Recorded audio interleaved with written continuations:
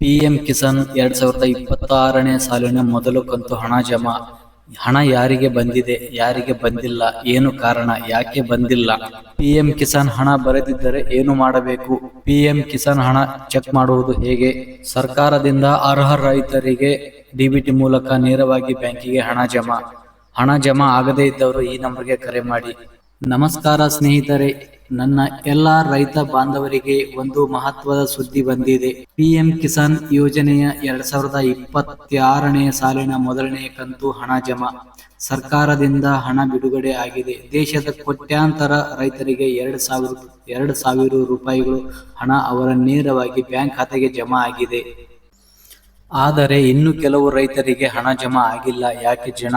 ಯಾಕೆ ಈ ಒಂದು ಪಿಎಂ ಕಿಸಾನ್ ಹಣ ಜಮಾ ಆಗಿಲ್ಲ ಎಂಬುದರ ಬಗ್ಗೆ ಈ ಒಂದು ವಿಡಿಯೋದಲ್ಲಿ ವಿವರವಾಗಿ ತಿಳಿಯೋಣ. ಬನ್ನಿ ಸ್ನೇಹಿತರೆ, ವಿಡಿಯೋವನ್ನು ಶುರು ಮಾಡೋಣ. ಅದಕ್ಕಿಂತ ಮುಂಚೆ ನಮ್ಮ ಚಾನಲ್ ಅನ್ನು ಯಾರು ಸಬ್ಸ್ಕ್ರೈಬ್ ಮಾಡಿದ್ದೆ ಹಾಗೆ ನೋಡ್ತಾ ಇದ್ದೀರಾ, ಪ್ಲೀಸ್ ದಯವಿಟ್ಟು ಸಬ್ಸ್ಕ್ರೈಬ್ ಮಾಡಿ ನೋಡಿ ಅಂತ ಹೇಳುತ್ತಾ ಇವತ್ತಿನ ವಿಡಿಯೋ ಶುರು ಮಾಡೋಣ. ಬನ್ನಿ ಸ್ನೇಹಿತರೆ, ಪಿಎಂ ಕಿಸಾನ್ ಯೋಜನೆ ಬಗ್ಗೆ ಸ್ವಲ್ಪ ಮಾಹಿತಿ ತಿಳಿಸುತ್ತೇನೆ. ಮೊದಲಿಗೆ ಪಿಎಂ ಕಿಸಾನ್ ಸಮ್ಮಾನ್ ನಿಧಿ ಯೋಜನೆಯ ಭಾರತ ಸರ್ಕಾರದ ಪ್ರಮುಖ ರೈತ ಕಲ್ಯಾಣ ಯೋಜನೆ ಆಗಿದೆ. ಈ ಯೋಜನೆಯಡಿಯಲ್ಲಿ ಅರ್ಹರಾದ ರೈತರಿಗೆ ವರ್ಷಕ್ಕೆ 6,000 ಸಹಾಯಧನ ನೀಡಲಾಗುತ್ತದೆ. ಈ ಹಣವನ್ನು ವರ್ಷಕ್ಕೆ 3 ಕಂತುಗಳಲ್ಲಿ ನೀಡಲಾಗುತ್ತದೆ. ಅಂದರೆ ನಿಮಗೆ 4 ತಿಂಗಳಿಗೊಮ್ಮೆ ಅಂದರೆ 4 ತಿಂಗಳಾದ್ಮೇಲೆ ನಿಮಗೆ 2,000 ರೂಪಾಯಿ, ಮತ್ತೆ 4 ತಿಂಗಳಾದ್ಮೇಲೆ ಮತ್ತೆ 2,000 ರೂಪಾಯಿ, ಮತ್ತೆ 4 ತಿಂಗಳಾದ್ಮೇಲೆ ಮತ್ತೆ 2,000 ರೂಪಾಯಿ. ಈ ತರ ವರ್ಷದಲ್ಲಿ ನಿಮಗೆ 3 ಸತೆ 6,000 ರೂಪಾಯಿಗಳನ್ನು, ಟೋಟಲ್ ಒಟ್ಟಾರೆ 6,000 ರೂಪಾಯಿಗಳನ್ನು ಸರ್ಕಾರದಿಂದ ನಿಮ್ಮ ಬ್ಯಾಂಕ್ ಖಾತೆಗೆ ನೇರವಾಗಿ ಜಮಾ ಆಗುತ್ತದೆ.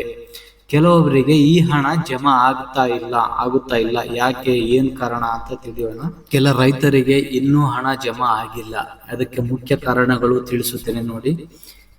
KYC ಮಾಡಿಸಿರುವುದಿಲ್ಲ, ಇನ್ನೊಂದು ಬ್ಯಾಂಕ್ ಆಧಾರ ಲಿಂಕ್ ಆಗಿರುವುದಿಲ್ಲ, ಬ್ಯಾಂಕ್ ಅಕೌಂಟ್ ಪ್ರಾಬ್ಲಮ್ ಆಗಿರುತ್ತದೆ, ಇಲ್ಲ ಅಂದ್ರೆ ನಿಮ್ಮ ಲ್ಯಾಂಡ್ ವೆರಿಫಿಕೇಶನ್ ಪೆಂಡಿಂಗ್ ಇರುತ್ತದೆ, ಇಲ್ಲ ಲ್ಯಾಂಡ್ ವೆರಿಫಿಕೇಶನ್ ಆಗಿರುವುದಿಲ್ಲ, ಫಾರ್ಮರ್ ಡಿಕ್ಲರೇಷನ್ ಆಗಿರುವುದಿಲ್ಲ, ಆಮೇಲೆ ಫಾರ್ಮರ್ ಕನ್ಸಲ್ಟ್ ಆಗಿರುವುದಿಲ್ಲ, ಆಮೇಲೆ ಈಗೊಂದು ಹೊಸದಾಗಿ ಬಂದಿರುವಂತಹ ಸೆಂಟ್ರಲ್ ಫಾರ್ಮರ್ ID ಆಗಿರುವುದಿಲ್ಲ. ಸೊ ಈ ಕಾರಣಗಳಿಂದ ನಿಮಗೆ ಹಣ ಜಮಾ ಆಗಿರುವುದಿಲ್ಲ. ಆದರೆ ಕೆಲವು ರೈತರು ಎಲ್ಲಾನು ಸರಿಯಾಗಿದ್ದು ಹಣ ಜಮಾ ಆಗಿರುವುದಿಲ್ಲ. ಬ್ಯಾಂಕಿಗೆ ಆಧಾರ್ ಕಾರ್ಡ್ ಲಿಂಕ್ ಆಗಿದೆ, NPCI ಮ್ಯಾಪ್ ಆಗಿದೆ, ಆಮೇಲೆ KYC ಆಗಿದೆ, ಬ್ಯಾಂಕ್ ಅಕೌಂಟ್ ಅಲ್ಲಿ ಏನ್ ಪ್ರಾಬ್ಲಮ್ ಇಲ್ಲ, ಲ್ಯಾಂಡ್ ವೆರಿಫಿಕೇಶನ್ ಆಗಿದೆ, ಫಾರ್ಮರ್ ID ಆಗಿದೆ, ಆದ್ರೂ ಹಣ ಜಮಾ ಆಗಿಲ್ಲ ಅನ್ನೋರು ಒಂದು ಹೆಲ್ಪ್ಲೈನ್ ನಂಬರ್ ಹೇಳುತ್ತೇನೆ ನಿಮಗೆ. ಹೆಲ್ಪ್ಲೈನ್ 155261 ಅಥವಾ 01124300606 ಈ ನಂಬರ್ಗೆ ಕರೆ ಮಾಡಿ. ಈ ನಂಬರ್ ನಿಮಗೆ ಮೇಲೆ ಕೊಟ್ಟಿರ್ತೀನಿ. ಈ ನಂಬರ್ಗೆ ಕರೆ ಮಾಡಿ. ನಿಮ್ಗೆ ಎಲ್ಲಾನು ಸರಿ ಇದ್ದು ಹಣ ಬಂದಿಲ್ಲ ಅಂದ್ರೆ, ಏನಾದರೂ ಸಮಸ್ಯೆ ಇದ್ದರೆ ಈ ನಂಬರ್ಗೆ ಕರೆ ಮಾಡಿ ನೀವು ನಿಮ್ಮ ಮಾಹಿತಿಯನ್ನು ತಿಳಿದುಕೊಳ್ಳಬಹುದು, ನಿಮ್ಮ ಸಮಸ್ಯೆಗಳನ್ನು ಬಗೆಹರಿಸಿಕೊಳ್ಳಬಹುದು. ಇಲ್ಲ, ಸರ್ಕಾರ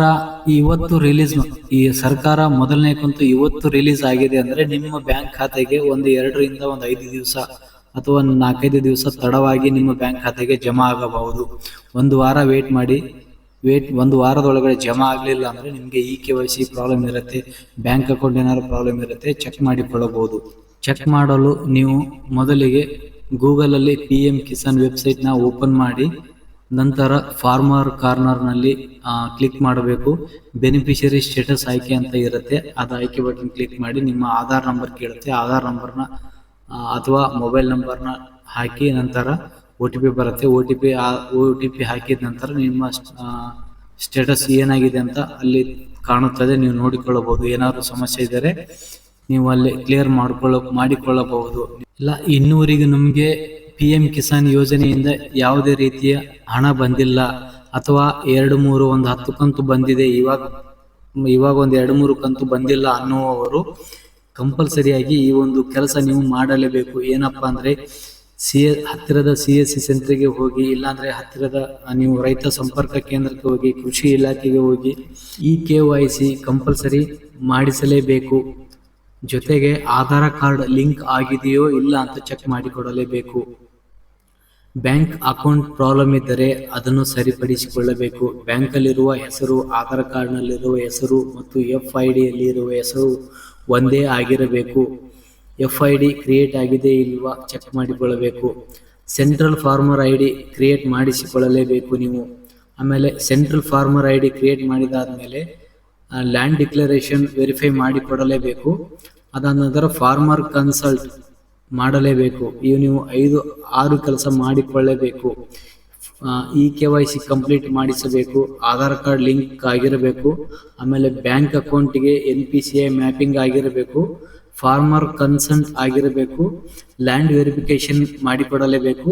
ಆಮೇಲೆ ಸೆಂಟ್ರಲ್ ಫಾರ್ಮರ್ ID ಕ್ರಿಯೇಟ್ ಮಾಡಿಕೊಳ್ಳಲೇಬೇಕು. ಇಷ್ಟೆಲ್ಲ ಕ್ರಿಯೇಟ್ ಆದ ನಂತರ ನಿಮಗೆ ಹಣ ಜಮಾವಾಗುವುದು. ಈ 6 ಪಾಯಿಂಟ್ಗಳು ನಿಮಗೆ ಸರಿಯಾಗಿ ಮಾಡಿಸದೇ ಇದ್ದರೆ ನಿಮಗೆ ಹಣ ಜಮಾವಾಗುವುದಿಲ್ಲ. ಈ 6 ಪಾಯಿಂಟ್ಗಳು ಕರೆಕ್ಟ್ ಆಗಿ ಮಾಡಿಸಿಕೊಳ್ಳಲೇಬೇಕು.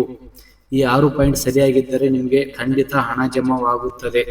ನೋಡಿ ಸ್ನೇಹಿತರೆ, ಇವತ್ತಿನ ಈ ಒಂದು ವಿಡಿಯೋದಲ್ಲಿ ಯಾರಿಗೆ ಹಣ ಬಂದಿದೆ, ಯಾರಿಗೆ ಹಣ ಬಂದಿಲ್ಲ, ಯಾಕೆ ಹಣ ಬಂದಿದೆ, ಯಾಕೆ ಹಣ ಬಂದಿಲ್ಲ ಅನ್ನುವ ಒಂದು ಉಪಯುಕ್ತ ಮಾಹಿತಿ. ಈ ಒಂದು ಮಾಹಿತಿ ನಿಮಗೆ ಇಷ್ಟವಾಗಿದೆ ಅಂತ ಅನ್ಕೊಂಡಿದ್ದೀನಿ. ಈ ಒಂದು ಮಾಹಿತಿ ನಿಮಗೆ ಇಷ್ಟ ಆಗಿದ್ದರೆ ನಮ್ಮ ಒಂದು ವಿಡಿಯೋಗೆ ಒಂದು ಲೈಕ್ ಕೊಡಿ ಹಾಗೂ ನಮ್ಮ ಚಾನಲ್ ಅನ್ನು ಸಬ್ಸ್ಕ್ರೈಬ್ ಮಾಡಿ. ಮತ್ತು ಇಂತಹ ಸರ್ಕಾರಿ ಯೋಜನೆಯ ಬಗ್ಗೆ ಮಾಹಿತಿ ಕೊಡ್ತಾನೆ ಇರ್ತೀನಿ ನಾನು.